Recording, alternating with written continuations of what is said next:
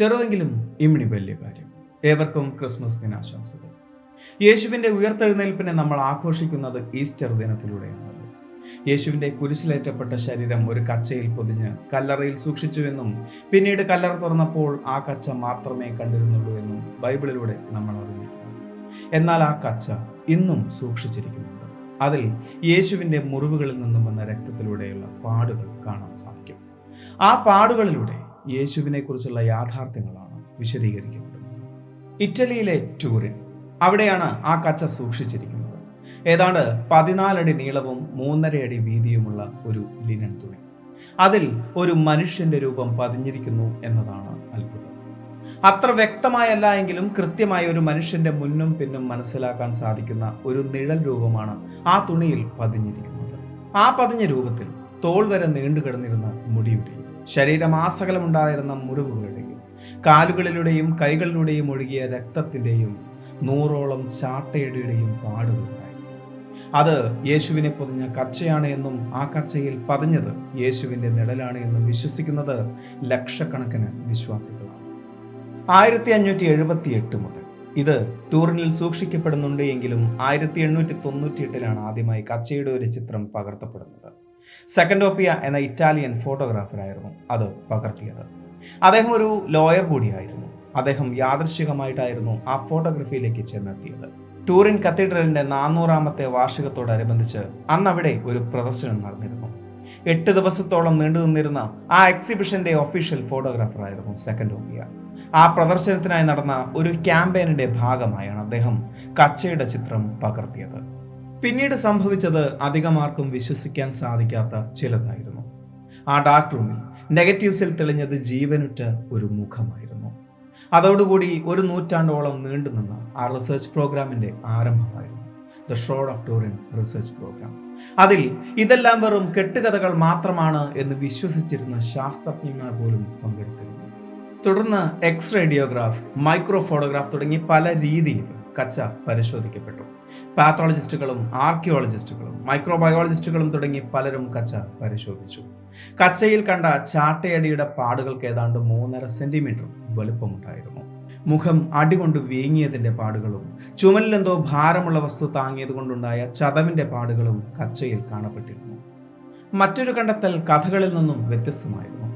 യേശുവിനെ കുരിശിലേറ്റുമ്പോൾ ഉള്ളം കൈയിലും പുറം കാലിലും ആണിയടിച്ചതായി നമ്മൾ കേട്ടിട്ടുണ്ട്. എന്നാൽ ആ പാടുകളിലൂടെ മനസ്സിലാക്കാൻ സാധിച്ചത് കൈകളിൽ ആണിയടിച്ചത് ഉള്ളം കൈയിലായിരുന്നില്ല, കണം കൈയിൽ നിന്നും 1 ഇഞ്ച് താഴെയായിരുന്നു. അതിന് കാരണമായി പറയുന്നത് ഉള്ളം കൈയിൽ ആണിയടിച്ചാൽ ശരീരഭാരം കൊണ്ട് അത് മാംസം മുറിഞ്ഞ് താഴെ വീഴും എന്നതാണ്. അതുകൊണ്ട് തന്നെയായിരിക്കാം കണം കൈക്ക് 1 ഇഞ്ച് താഴെയായി അവർ ആണിയടിച്ചത്. അതുപോലെ മറ്റൊന്ന് 2 കാലുകളും ചേർത്ത് ഒരാണി അടിച്ചതായാണ് ചിത്രങ്ങളിൽ നമ്മൾ കണ്ടിട്ടുള്ളത്. എന്നാൽ പാടുകളിലൂടെ മനസ്സിലാക്കാൻ സാധിക്കുന്നത് അത് ഒരാണിയായിരുന്നില്ല, 2 ആണിയായിരുന്നു എന്നാണ്. 1930 ഡോക്ടർ പിറേ ബാർബറ്റ് എന്ന ഫ്രഞ്ച് സർജനാണ് ഇത് വിശദീകരിച്ചത്. ഹെർക്കുലേനിയം എന്ന പുരാതന റോമൻ നഗരത്തിന്റെ അവശിഷ്ടങ്ങളിൽ ഖനനം ചെയ്തപ്പോൾ ചില ചെറിയ വൃത്താകൃതിയിലുള്ള ലോഹ കഷ്ണങ്ങൾ കണ്ടെത്തിയിരുന്നു. ഇത് ചാട്ടവാറിന്റെ അറ്റത്ത് കെട്ടിയിരുന്ന ഒന്നാണ് എന്നാണ് തിരിച്ചറിഞ്ഞത്. ആ ലോഹ കഷ്ണം ശരീരത്തിൽ തറച്ചാണ് യേശുവിന്റെ കച്ചയിൽ വൃത്താകൃതിയിലുള്ള രക്തപ്പാടുകൾ കണ്ടത് എന്നും വിശദീകരിക്കപ്പെടുന്നു. ക്രിസ്റ്റലോഗ്രാഫറായിരുന്ന ഡോക്ടർ ജോസഫ് കോൺബക്ക് ഈ കച്ചയിൽ കാൽഷ്യം കാർബണേറ്റിന്റെ ഘടകങ്ങൾ കണ്ടെത്തിയതായി പറയപ്പെടുന്നു. അദ്ദേഹം പറയുന്നു അത് ജെറുസലേമിലെ കല്ലറയിലെ ചുണ്ണാമ്പ് കല്ലുകളിൽ നിന്നും വന്നതായിരിക്കാം എന്ന്. അതായത് യേശുവിന്റെ ക്രൂശിത ശരീരം കച്ചയിൽ പൊതിഞ്ഞ് കല്ലറയിൽ അടക്കിയതായാണ് നമ്മൾ കഥകളിലും കേട്ടിട്ടുള്ളത്. കല്ലറയ്ക്കുള്ളിൽ യേശുവിന്റെ ശരീരം പൊതിഞ്ഞ കച്ച കിട്ടി എന്നാണ് ബൈബിളിൽ വിശദീകരിക്കുന്നത്. ആദ്യത്തെ ക്രിസ്ത്യൻ രാജാവായി കണക്കാക്കുന്നത് അബ്കാർ 5-ാമനെയാണ്. അദ്ദേഹത്തിന്റെ കൽപ്പന പ്രകാരം തദേവൂസ് എന്ന ശിഷ്യൻ കച്ചയുമായി എഡിസയിലെ രാജാവിനെ സന്ദർശിച്ചു എന്നും അതോടെ രാജാവിന്റെ അസുഖം മാറിയെന്നും വിശ്വസിക്കപ്പെടുന്നു. അതോടെ അവിടുത്തെ രാജാവും പ്രജകളും ക്രിസ്തുമതം സ്വീകരിച്ചതായും പറയപ്പെടുന്നുണ്ട്.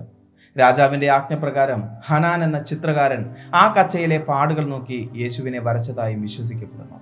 എഡിസ ക്ലോത്ത് എന്നാണ് അത് പിന്നീട് അറിയപ്പെട്ടത്. കാലങ്ങൾക്ക് ശേഷം എഡിസ മുസ്ലിം രാജാക്കന്മാർ കീഴടക്കി. അവരിൽ നിന്നും റൊമാനസ് എന്ന രാജാവ് ഈ കച്ച വീണ്ടെടുത്തതായാണ് രേഖകൾ പറയുന്നത്. ശേഷം ഫ്രാൻസിലേക്കും പിന്നീട് ഇറ്റലിയിലേക്കും അത് മാറ്റപ്പെട്ടു. 1978 കച്ചയിലെ ചില ഭാഗങ്ങൾ പരിശോധിച്ച മൈക്രോസ്കോപ്പിസ്റ്റ് ആയിരുന്ന വാൾട്ടർ മക്രോൺ ഞെട്ടിപ്പിക്കുന്ന ചില വിവരങ്ങളാണ് വിശദീകരിച്ചത്. അദ്ദേഹം പറയുന്നു, അതിൽ കാണുന്ന രക്തക്കറകൾ ഒരു പശയുടെ പ്രതലത്തിൽ ചുവന്ന നിറവും ജലാറ്റിനും ചേർത്ത് ആരോ നിർമ്മിച്ചതാണ് എന്ന്. ഈ ഒരു വാദം വലിയൊരു തർക്കത്തിലേക്കായിരുന്നു ചെന്നെത്തിച്ചത്. വർഷങ്ങളോളം ആ വാദത്തെ ചൊല്ലി യുക്തിവാദികളും വിശ്വാസികളും തർക്കിച്ചിരുന്നു. 1988 നടന്ന റേഡിയോ കാർബൺ ഡേറ്റിംഗിന്റെ ഭാഗമായി മറ്റു ചിലത് കൂടി കണ്ടെത്തുകയായിരുന്നു. പരിശോധിക്കപ്പെട്ട കച്ചയുടെ ചില ഭാഗങ്ങൾ 1260-നും 1390-നും ഇടയിൽ സൃഷ്ടിക്കപ്പെട്ടതാണ് എന്നായിരുന്നു ആ കണ്ടെത്തൽ. അതും ന്യായീകരിക്കപ്പെട്ടിരുന്നു. അവർ പറഞ്ഞത് ഇങ്ങനെയാണ്: 1532 ചാംബർ ചർച്ചിൽ ഒരു തീപിടുത്തം നടന്നു. അതിൽ കച്ചയുടെ ചില ഭാഗങ്ങൾ നശിച്ചു പോയിരുന്നു. അതിന്റെ റിപ്പയറിന്റെ ഭാഗമായാണ് അതിൽ പുതിയതായി ചില ലെനിൻ കഷ്ണങ്ങളും പെയിന്റും വന്നത് എന്ന്. ബൈബിളിൽ ഇങ്ങനൊരു കച്ചയെക്കുറിച്ച് പറയുന്നുണ്ട് എങ്കിലും യേശുവിന്റെ കച്ച പല കഥകളിലും ഭാഗമായിട്ടുണ്ട് എങ്കിലും 15-ാം നൂറ്റാണ്ടിന് ശേഷമാണ് കൃത്യമായ തെളിവുകളുള്ള ചരിത്രത്തിന്റെ ഭാഗമായി അത് മാറുന്നത്. ഈ ഒരു കച്ചയിൽ യേശുവിന്റെ ശരീരത്തിൽ നിന്നും പാടുകൾ വന്നു എന്ന് തന്നെ ഇരിക്കട്ടെ, എങ്ങനെയായിരിക്കാം ആ പാടുകൾ ആ കച്ചയിൽ പതിഞ്ഞിട്ടുണ്ടാവുക? അതേക്കുറിച്ച് പ്രധാനമായും 5 വിഷയങ്ങളാണ് പറയപ്പെടുന്നത്. തുണിയുടെ മുകളിലത്തെ പ്രതലത്തിൽ മാത്രമാണ് അങ്ങനെയുള്ള പാടുകൾ കാണുന്നത്. മൊത്തം ശരീരത്തിന്റെയും രൂപം ആ തുണിയിൽ കാണാമെങ്കിലും ആ തുണി ശരീരത്തിലെ എല്ലാ ഭാഗത്തും സ്പർശിച്ചിട്ടുമില്ല. ആ പാടുകൾ കെമിക്കലുകളിൽ നിന്നോ വാതകങ്ങളിൽ നിന്നോ വന്നതല്ല. തുണിയുടെ മുൻഭാഗത്തും പിൻഭാഗത്തും ഇരട്ട ചിത്രങ്ങളായിട്ടാണ് കാണുന്നത്. ഒരു എക്സ്റേ പോലെ ആന്തരിക ഭാഗം ആ തുണിയിൽ പതിഞ്ഞിട്ടുമുണ്ട്. ഈ പറഞ്ഞ 5 വിഷയങ്ങൾക്കും കൃത്യമായ ശാസ്ത്രീയ വിശദീകരണങ്ങളില്ല.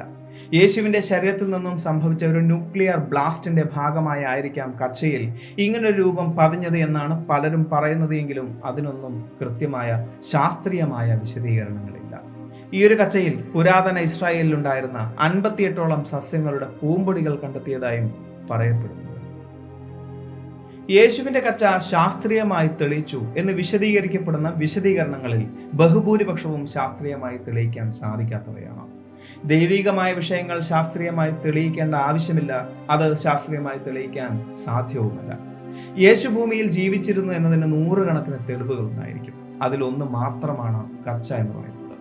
അത് ദൈവികമായി തന്നെ നിലനിൽക്കുന്നതാണ് അതിൻ്റെ ഭംഗി.